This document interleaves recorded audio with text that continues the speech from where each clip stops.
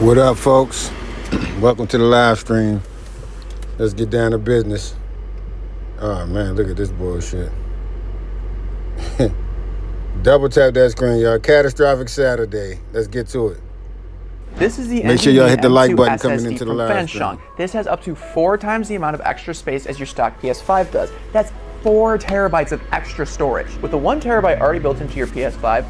Donald Trump is having a catastrophic Saturday. He's lashing out against 2 Republican senators for refusing to confirm Todd Blanche as his attorney general. Trump has gone silent after the Justice Department dismissed the fabricated and fraudulent case regarding the reflecting pool. A top U.S. military general is warning that the United States does not have enough Navy destroyers. If Donald Trump escalates this catastrophic and unlawful war in Iran, Iran is continuing to strike tankers in the Strait of Hormuz that do not follow the IRGC's instructions about where they need to travel. If the tankers use the southern route that the U.S. is encouraging them to take, Iran continues to strike these tankers. 2 more tankers have been hit. Donald Trump's buddy, Gianni Infantino, is likely going to lose his job as the FIFA president. UEFA, the European Football Association, is calling for Infantino to resign, or else they will call a no confidence vote after Infantino, the Kushners, and Trump tried to come up with this scheme to sell off FIFA to private equity, and that's just the tip of the iceberg on this Saturday morning. Oh, and also in the Amsterdam Pride Canal Parade, Donald Trump is getting brutally mocked. Let me just show you this right here. Trump and Putin appear to be the kissing couple at Amsterdam's 2026 Canal Parade. Let me show you this. Here, let's play this clip.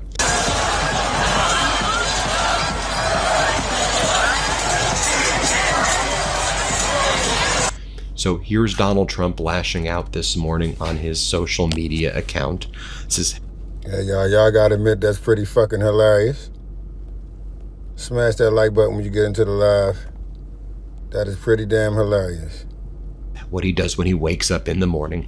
If Senators Cornyn and Tillis, both upset because I wouldn't endorse them, they lost and quit respectively, aren't going to approve Todd Blanche, one of the most respected professionals according to everybody in the country, to be the United States Attorney General, then I will keep Todd as acting AG and push hard to get the anti-weaponization bill, which takes care of those who have been so badly treated by the crooked Joe Biden and Obama!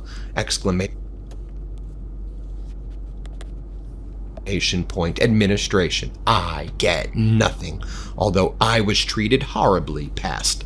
Todd Blanche was a voice of reason. It will immediately be back on the table, and I will get it done. Thank you for your attention to this matter, DJT. Just like his fabricated case regarding the reflecting pool, where he prosecuted an innocent Olympic canoeist, and it was all determined to be an absolute fraud. Trump lies about everything. You know, when Trump says, I get nothing, that means he gets everything. Specifically, Trump gets a waiver of all tax investigations, of all audits, which could be billions of dollars in tax evasion, and the so-called anti-weaponization fund. Smash the like button on your way in, double tap that screen, and definitely subscribe to the channel. If you want to see the news that they cover up, we uncover, and you want to get some more information about what's actually going on, subscribe to the channel, double tap that screen. Let's go. For the insurrectionists, which is absolutely horrible, is a smokescreen also for Donald Trump's benefit, which is potentially a waiver of billions of dollars in taxes that... Carpe diem, welcome, welcome, welcome. Shout out to you in the chat, man. Respect, respect, and salute. Donald Trump owes or may owe. No tax audits for Donald Trump in a frivolous case that he brought against the government. How pathetic can you be? Now, Senator Tillis has responded and said, look, despite comment... Somebody in the chat said an amazing liar. Double tap that screen, y'all. Let's go. As late as yesterday that the fund is dead, Donald Trump clearly intends to resurrect the payout for punks either by inappropriately establishing another bogus fund or pushing Congress to vote for a bill that the majority of Republicans in the Senate would be against. Say, we're not going to vote for a bill that gives January 6th insurrectionists money and gives you a waiver. He lied about every fucking thing. Name something he didn't lie about. How about that? Of tax audits and investigations into your tax fraud. Tillis goes on to say, it's unfortunate that Todd Blanche, who I consider qualified for the job, will not be confirmed because of this reversal. Hopefully this can be resolved by Tuesday. And it's not going to be resolved by Tuesday because Donald Trump doesn't want to put it in writing that the waiver of his tax liability and him not being audited by the IRS, he doesn't want to put that in writing, that gets eliminated. That's the main thing he wants out of. Make sure y'all smash that like button on your way into the live stream, folks. We need your support. We got a couple more, maybe like 150 to go before we are at 1,000 subscribers. Help me get there. So far, this has been an 11-day mission, and we're almost there. Let's get it. Subscribe, subscribe, subscribe. Let's be very clear. Now, we've been covering here on the Midas Touch Network General Alexis Grinkowicz, the Grinch, sometimes he's called. Alexis. All right, the chat. Shout out to the chat. The chat says he lied about the reflecting pool. He lied about the ballroom. He lied about his fucking inauguration numbers. He lied about... He lied about everything, man. Name something for us that he didn't lie about. 80% of the people who talk shit about Trump didn't vote. That's bullshit. Grinkowicz, the top U.S. commander in Europe, has warned the Pentagon he no longer has enough Navy destroyers to keep protecting Israel from Iranian ballistic missile attacks while also meeting U.S. defense needs. Clearly. No, he's not the lesser of two evils. He's the greater of two evils. That's evident. That's evident. He just told you motherfuckers that he don't give a fuck about your tax. He don't give a damn about your economy. He don't give a damn about the pockets of Americans. He told you that. And you still running around talking about the lesser of two evils. Sit down and have several seats. Grinkowicz realizes that Israel is bringing the United States into this catastrophic and unlawful war, which we already did, and that they're one of the main reasons. 80% of the people that voted for Trump are uneducated, don't know shit, and 9 times out of 10 are broke. That the U.S. is now wanting to escalate, right? Yesterday, Donald Trump leaked to state regime media, CBS and others, that the U.S. is going to escalate and commit all of these war crimes. So clearly, General Grinkowicz has said, great, well, guess what? We're not going to protect Israel. Israel's bringing us into this. We don't have enough Navy destroyers to protect Israel. So y'all may think, let's do these war crimes, but guess what? You're not even going to be able to protect the person who's dragging us into this catastrophic and unlawful war. The destroyers, which have intercepted missiles targeting Israel, are stretched by operations in the Mediterranean, Red Sea, and around Iran, while maintenance issues have further reduced availability. This was first reported in the Johnson Washington is Post. black Now, and this big. is in addition to the interceptors that are dwindling. There's the PAC-3 interceptors that are dwindling and the THAAD interceptors that are dwindling. I mean, these are SM-3 and... How did I get nearly 1,000 subs? By putting in the work, putting out the information, putting out the goddamn truth, putting out information that people have not heard. That's how. And being a great YouTuber. 11 days. SM-6 ballistic missiles, which cost a lot of money. As this account says, first, the Arab Dome is failing with the PAC-3, the Patriot interceptors, and the THAAD interceptors. And now United States European Command says its destroyers won't be able to defend Israel anymore. Shortage of the SM-3 and SM-6 anti-ballistic interceptors on these Navy destroyers. We were worried back in April that the U.S. was running out of the... You gotta listen to both sides. If you ain't listening to both sides, then you either in an echo chamber or you already choose your side. Anti-ballistics. And if you go back to our reporting 6 months ago, we were saying that this guy, General Grinkowicz, was out there giving these warnings, and that, I believe Grinkowicz is one of the good guys out there, unlike CENTCOM Commander Brad Cooper, who I think is absolutely horrible. This was a video we did 6 months ago. Trump gets public warning from his own top generals. We were telling you back then on the network what was going on. And then 4 months ago, when he testified before the United States Senate, I thought he was being pretty candid and giving warnings back then as well. And that's why we were trying to cue you in 6 months and 4 months ago, specifically on this guy, Grinkowicz, who today made this warning. We don't have Navy destroyers if you escalate this catastrophic and unlawful war.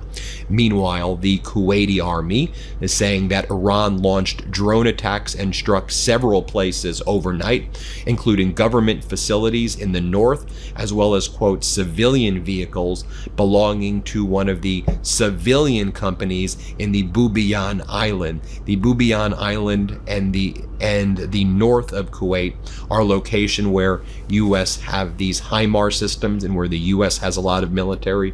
And so often the Kuwaiti army will either say the Iranian ballistic missiles and Shahed drones did not strike their targets, or only the debris hit their targets, when we know that they actually hit their targets because we have access to the satellite footage that I share with you often of what's going on. But this is interesting because this tells me that the the IRGC struck these Kuwaiti locations hard, because Kuwait's acknowledging the strikes for like the first time. They rarely acknowledge it, but they're claiming it was on civilian vehicles, but it's in an area where the United States has its military, its HIMARS.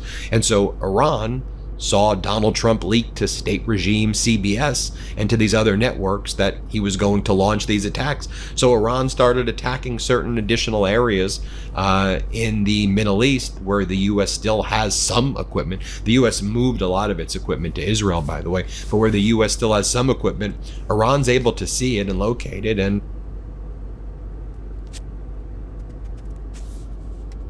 has been able to strike that equipment. That's what they were doing. Also, as I noted at the outset of this video, 2 tankers came under Iranian attack in separate incidents over the past few hours along the so-called U.S. designated shipping route off the coast of Oman in the Strait of Hormuz, the UK MTO said. An oil tanker was struck by an unidentified projectile off the coast of Oman, and then another one 21 nautical miles off the coast of Oman as well.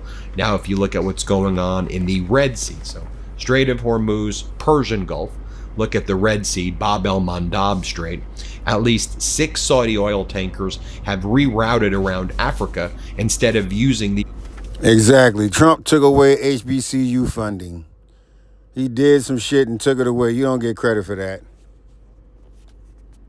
Obama did things for everybody.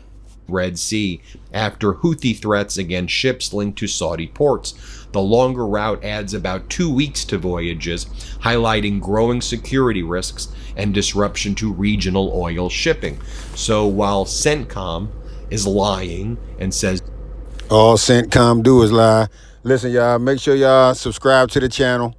We need like 150 more subscribers to get to 1,000 subscribers so we can get full monetization of the channel, and the channel will definitely grow once we get 1,000. I mean, we did this in 11 days. This is actually the 12th day. We got monetized, what, 2 days ago, a day or so ago.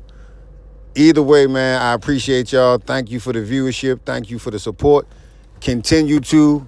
I thank y'all in advance, man. Let's go. The U.S. controls the Strait of Hormuz. Ships, tankers, go on through. It's safe. As I showed you before, when tankers tried that yet again, Iran struck 2 of those tankers, and the other tankers in the Strait of Hormuz made a U-turn and went back. The U.S. does not control the Strait of Hormuz. Let's be very blunt. That's just an objective damn fact. But let's talk about the Red Sea, the Bab el-Mandab Strait. Even there, the Houthis, part of the axis of resistance with Iran, made it clear they are enforcing a blockade on Saudi Arabian tankers. That's what they said. We're focused on the Saudi Arabian tankers. They're going to let other tankers go through the Bab el-Mandab, but the Houthis said, Saudi Arabian tankers, we are going to strike.